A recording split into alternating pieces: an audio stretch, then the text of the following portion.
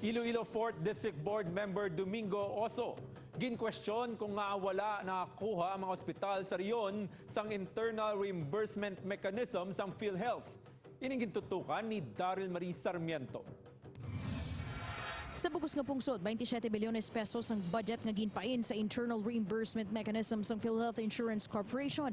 Ini ang ginahatag nga ayuda sa mga government hospitals nga may mga pasyente nga sa idalom sa national health emergency kag iban pa nga mga masakit. Sa privilege speech ni Iloilo 4th District Board Member Domingo Oso sa sesyon sang sangguniang panalawigan, ginbuyagyag sini nga wala gid makabaton sang porsyon sang budget sang IRM ang duha ka dalagong government hospital sa Rehiyon, ang Western Visayas Medical Center sa Iloilo kag Corazon Locsin Montelibano Memorial Regional Hospital sa Bacolod City.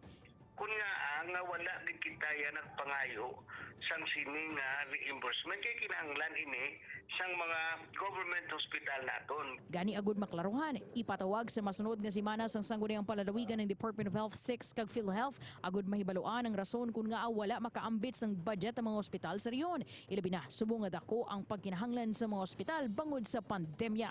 That we would like to know, kay palan mo ti pigado man ang aton mga regional hospitals, kinahanglan man naton ang kwarta. Gintinguan sang news team nga makuhaan sa reaksyon ng PhilHealth 6 apang nagpamalibad anay nga maghatag sang reaksyon sa issue.